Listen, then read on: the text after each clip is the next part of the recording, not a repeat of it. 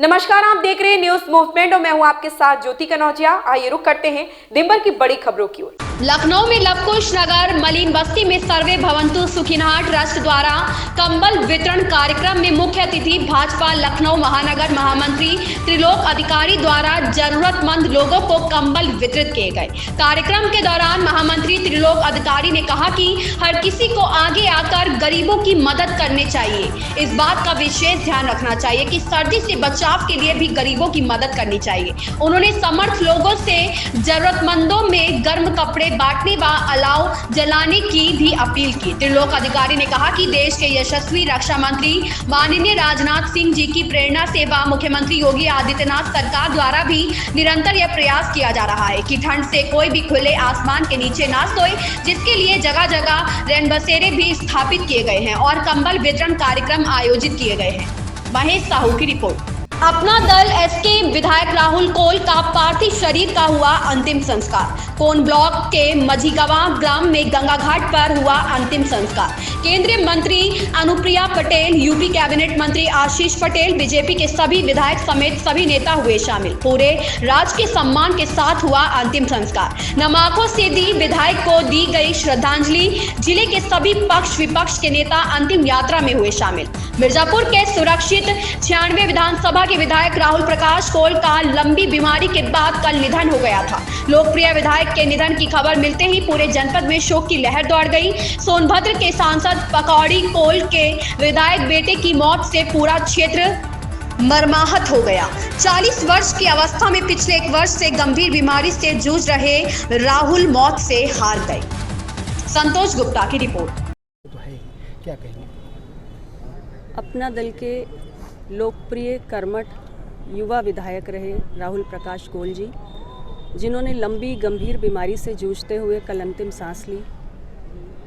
राहुल जी अपने क्षेत्र की जनता के लिए, उनके मुद्दों के लिए सदैव सड़क से लेकर विधानसभा तक मुखर रहे और जनजाति समाज से अंतिम पंक्ति से आने वाले हमारे ऐसे ऊर्जावान पार्टी नेता थे जिनकी कमी को कभी पूरा नहीं किया जा सकता है।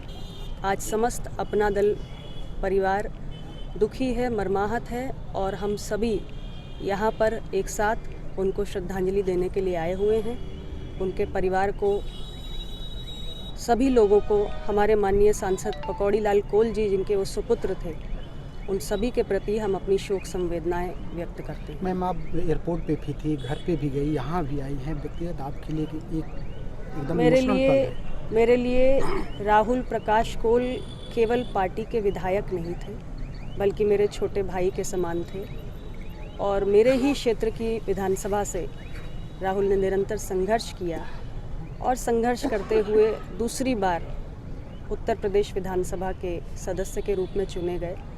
पार्टी को मजबूती प्रदान करने में भी लगातार राहुल प्रकाश जी ने अपना योगदान दिया और हम अपने ऐसे छोटे भाई को खोकर आज हम सब, हमारा पूरा अपना दल परिवार बहुत दुखी है और सही मायनों में ये एक ऐसी क्षति है जिसकी पूर्ति कभी नहीं की जा सकती।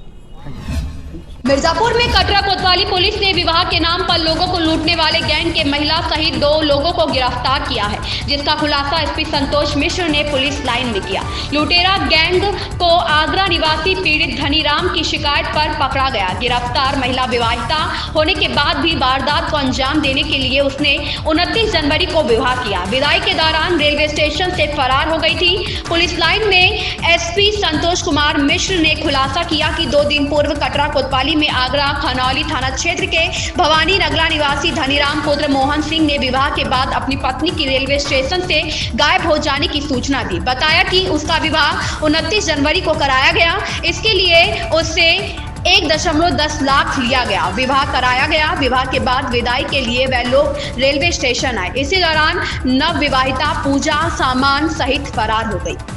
संतोष गुप्ता की रिपोर्ट। पुलिस को मिली बड़ी सफलता। 11 किलो गांजा के साथ तस्कर को किया गिरफ्तार।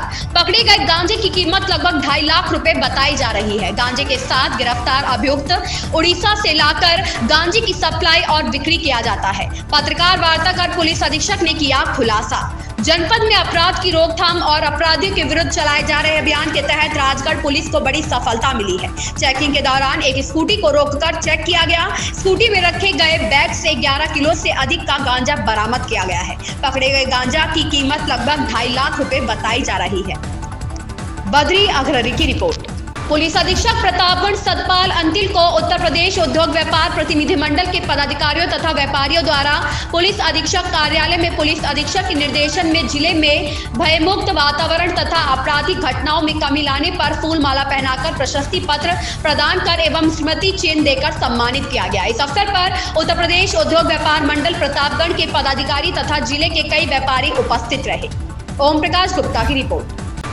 प्रतापगढ़ में हत्या का सफल अनावरण। आलाकत लोहे की पाइप पर मृतक का मोबाइल फोन बरामद, एक अभियुक्त गिरफ्तार। प्राप्त जानकारी के अनुसार गत 30 जनवरी को प्रतापगढ़ के थाना क्षेत्र सांगीपुर के ग्राम बुढ़ा के पास एक खेत के कुएं में एक युवक का शव मिलने के संबंध में थाना सांगीपुर में मुकदमा अपराध संख्या 26/2023 धारा 302, 201, 120B भारतीय दंड विधान का अभियोग पंजीकृत किया गया था, जिसकी विवेचनात्मक कार्यवाही के दौरान अभियुक्त की गिरफ्तारी हेतु पुलिस अधीक्षक प्रतापगढ़ सतपाल अंतिल द्वारा टीमें गठित कर संबंधित को कड़े निर्देश के क्रम में कल 2 फरवरी को प्रभारी निरीक्षक थाना सांगीपुर जितेंद्र कुमार सिंह मय हमराहा द्वारा मुखबिर की सूचना पर थाना क्षेत्र सांगीपुर के ग्राम बुढ़ा स्थित अमर शांति इंटर कॉलेज के पास से एक कथित अभियुक्त राजन वर्मा पुत्र गयादीन वर्मा निवासी ग्राम बुढ़ा थाना सांगीपुर प्रतापगढ़ को गिरफ्तार किया गया। ओम प्रकाश गुप्ता की रिपोर्ट। प्रतापगढ़ में मोबाइल फोन टावर पर चढ़ा युवक, किया हंगामा, पुलिस ने समझा कर उतारा।